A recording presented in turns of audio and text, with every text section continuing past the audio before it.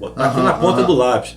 E aí, de repente, sua grana de entrada caiu 40%.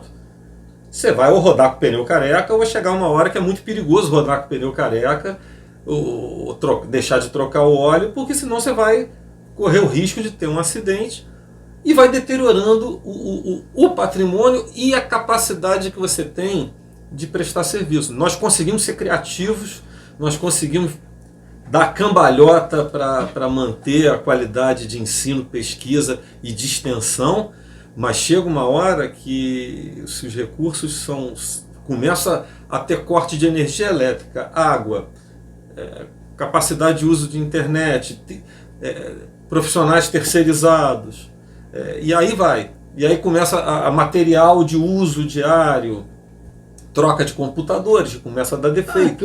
Tudo. É papel, é um lápis, é um clipe, papel, manutenção de banheiros, manutenção de estrutura, de infraestrutura. E aí você começa a ter um prédio deteriorado que começa a ficar inviável de você manter suas atividades. Então, isso é muito ruim. Você tem dois problemas, né? Um problema é não ter previsão de investimento. Isso. E ainda pode ser pior, que além de não ter o investimento, você pode começar a ter corte, ter que andar para trás. E aí chega uma hora que isso vai ter um impacto importante.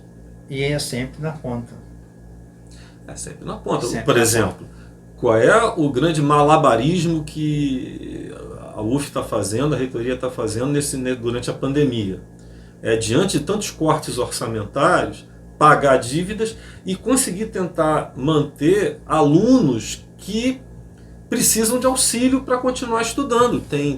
Tem aluno que veio para Niterói e mal tem dinheiro para voltar para casa. E se voltar para casa, às vezes ele está numa situação de pior do que se ele estiver aqui. Então ele tem que ter alimentação, ele tem que ter algum auxílio, tem que ter acesso à internet, algum computador para ter acesso às aulas. Então, isso foi um esforço bastante grande, e nós tivemos até um sucesso nisso, que é conseguir dar condições de inserção desses alunos tecnológicos, com distribuição de equipamentos para ter acesso às aulas, e tentar manter alguns alunos. Mas é muito difícil conseguir ter sucesso com todos, porque alguns tiveram que voltar para as suas cidades, alguns vão ter dificuldade de voltar, os que estão aqui, muitos estão em situação ainda de vulnerabilidade e a gente consegue dar algum suporte,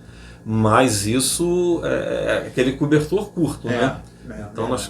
Então isso é uma situação bastante difícil de ser administrada, e que demanda de ter uma sensibilidade a Congresso Nacional, a ministérios, governo tem que haver investimento. É uma questão estratégica.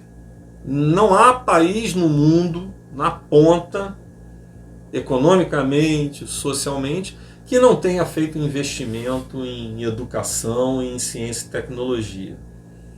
Nós não vamos conseguir acompanhar os outros países se nós não chegarmos nesse nível de investimento e de desenvolvimento. Ou seja, formação das pessoas, são melhores empregos, melhor renda, acesso à tecnologia, o uso da tecnologia no país. Aí isso é questão de soberania. Isso tem que ser entendido dessa maneira. Ciência, educação, saúde não é gasto, é investimento a longo prazo. Eu fico doente quando eu vejo pessoas na televisão falando que os gastos em educação e saúde, em ciência e tecnologia, não é gasto, é investimento. Isso tem que ser visto como investimento. Isso aí alavanca o país. E alavanca o país, melhora a qualidade de vida de todo mundo. Tem mais renda para todo mundo, o país está se desenvolvendo. Mas será que é isso que eles querem? Olha, porque o que eu te falo, eu ouço a minha vida toda, o pessoal falando assim, prioridade é educação, saúde e saneamento. O saneamento está até melhorando agora, a casa do Marco agora, eles estão melhorando o saneamento, né?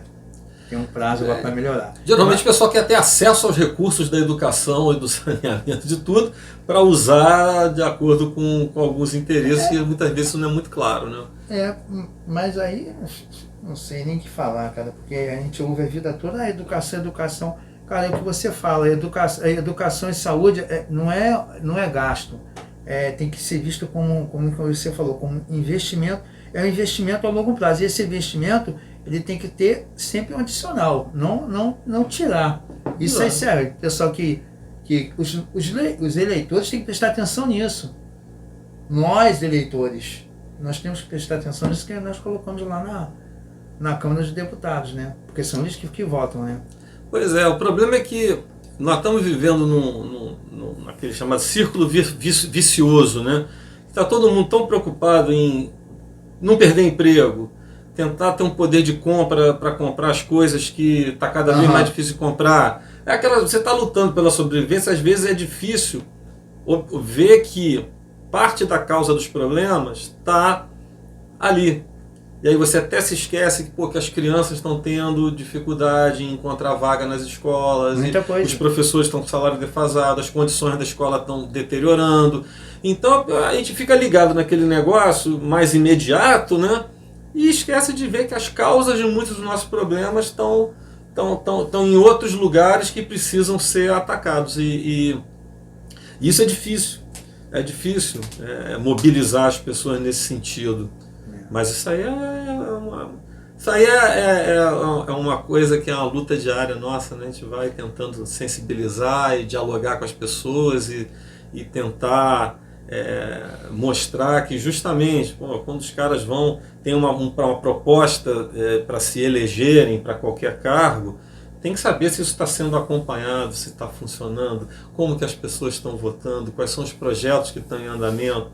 Porque é muito fácil as coisas serem mexidas e quando você vê, não era nada disso. Não. Tanto que tem um monte de discussões aí de bomba relógio que está sendo colocada no orçamento.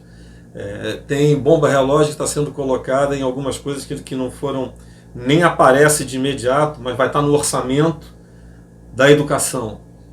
E está retirando dinheiro da educação, está retirando capacidade de distribuição de dinheiro e utilização, ainda tem essa, né? Tem essa, porque nós temos, além de ter recurso, tem que ser bem utilizado. E muitas vezes os recursos são bem capilarizados, são distribuídos para o país, para prefeituras, para estados, para instituições. Então é um problema que é complexo e o que se espera é que cada um esteja do seu lado mais ligado nisso, tentando entender como funciona, porque muitas vezes as coisas são feitas para ser difícil de ser entendido mesmo, né? E quanto menos as pessoas tiverem conhecimento, para eles é melhor. E dá para chegar numa noite dessas aí e decidir algumas coisas. Quando chega 9 horas da manhã, você está abrindo o olho e mudou muita coisa na nossa vida. Então, o processo é esse. Uma coisa que foi interessante, que eu espero que isso continue de certa forma, apesar de todas essas coisas de fake news, mentiras, muita coisa, e que aconteceram durante a pandemia, é que as pessoas acompanharam muito a história do SUS, do Sistema Único de Saúde, das campanhas de vacinação, lembrar o que é a vacina, porque nós estamos no Brasil, nós sempre tivemos um plano nacional de imunização, de vacinação, que vem funcionando muito bem, vinha funcionando muito bem, então nós temos isso na população brasileira bem aceito, e aí houve toda uma discussão, uma confusão, e eu acho que foi muitas vezes proposital em relação à vacinação da Covid, que atrapalhou, mas no final das contas a população tem procurado se vacinar. E eu espero que muita gente está com medo de vacinar as crianças. Não tenham medo, vacinem seus filhos. Nós que temos aí mais de 18 anos de idade, 20 anos de idade, todos nós já tomamos umas 19 vacinas. Muita coisa. Na minha época, eu lembro que chegava lá a gente trazia um bilhetinho para os pais, a gente não sabia o que era, não falava, e chegava lá na escola, ó, Chamava, ó, hoje tem vacina. A gente era vacinado na escola. A gente era vacinado, a gente tomava vacina na escola. Pois é. E com esse... Como depois nós temos, através do SUS, postos de saúde em vários lugares, rapaz, isso... Nem na Europa, nem nos Estados Unidos Não. tem um sistema desse. Acho que é o Brasil o único país que... É o melhor sistema de melhor cobertura, é o nosso, apesar dele ser ele sofrer assim cronicamente de investimento baixo. Sim, de novo É investimento. subfinanciado. Isso. Mas ainda assim, nessa pandemia, nós vimos o que foi o SUS. Se nós não tivéssemos um sistema único de saúde, se nós não tivéssemos uma cobertura dessas, se nós não tivéssemos profissionais capacitados em universidades, institutos de pesquisa, trabalhando com capacidade técnica de conhecimento como nós tivemos, ia ser uma catástrofe total. Nós nós já estamos com 650 mil mortos. Isso é uma guerra. É como se Niterói desaparecesse do mapa. Já parou para pensar nisso? É a cidade de Niterói, isso aí. É a cidade de Niterói. É como se Niterói sumisse, a população de Niterói. E então, isso foi alto porque a condução foi equivocada. Eu não vou entrar em questões políticas aqui. Não, não vale nem a pena. Mas nós conseguimos, por outro lado, evitar um impacto muito pior na sociedade, porque nós temos um sistema que funciona e nós tivemos, pelo menos, aí uma resistência do mundo aí do conhecimento científico e de áreas da saúde que trabalharam. E aí, o legal foi que a população acompanhou muito isso. Então, se a população perceber bem, olha, nós sempre reclamamos muito, né, de algumas condições, queríamos que a saúde fosse melhor, precisa melhorar muito, precisa ampliar, precisa ter mais investimento e maior capacidade técnica também, mas ainda assim nós sabemos o valor que isso tem. A pandemia serviu para nós vermos o valor do SUS e do conhecimento científico. Então se discutiu muito. Então, por mais que tenha notícias distorcidas, boatos, fake news, etc., mentiras, na verdade, fake news é mentira. Nós ainda assim conseguimos botar na pauta do dia o papel da universidade, da ciência e da tecnologia. E a importância da vacinação. Né? A importância da vacinação. E eu acho que é importante insistir nisso, porque embora nós estejamos acreditando aqui que estamos no final da pandemia, a cobertura vacinal das crianças no Brasil ainda está muito baixa. Era para ser muito melhor. Era para estar muito mais alto, que é importante, porque está tendo caso com criança. Tá. Então é desnecessário você ter uma criança hospitalizada, sofrendo no hospital, ou vindo até a morrer. Nós tivemos, a Covid estava batendo recorde como causa de morte em crianças. Não tem cabimento isso, nós temos vacina, temos capacidade de vacinação. As pessoas não devem se influenciar por boatos, né? A gente tem que tentar ver se a gente passa um filtro ali na Facebook, WhatsApp, essas coisas, e vamos procurar a verdade nos fatos. O ideal é a pessoa pesquisar, né? Não está pelo que está ali nessa rede social. A pessoa pesquisar e dar uma olhada, que existem, né? Locais que você consegue ter essas fontes verdadeiras mesmo com esses dados aí reais.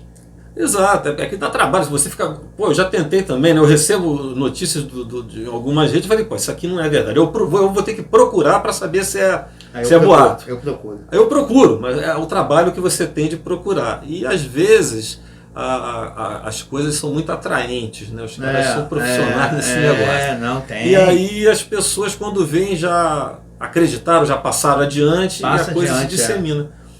E aí isso pode ter um impacto muito nocivo. Tem menos criança vacinada. Eles podem transmitir a doença para outras pessoas ou podem realmente ter algum tipo de complicação. Então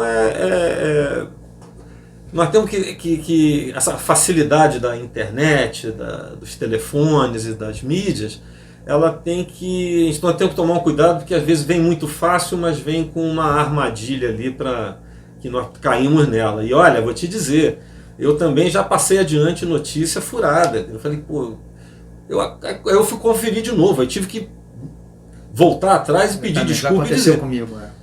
Só que aí, provavelmente, alguém já pegou e passou para outra. Então isso realmente é muito nocivo isso, é muito nocivo. Isso aí. E Pedro Paulo, assim, me fala aí, educação, assim, a educação, como você vê a educação hoje, no geral? Olha, nós tivemos alguns avanços, bons avanços nas últimas décadas. Atualmente nós estamos passando por um problema não só de financiamento, porque mudou a proposta que nós vínhamos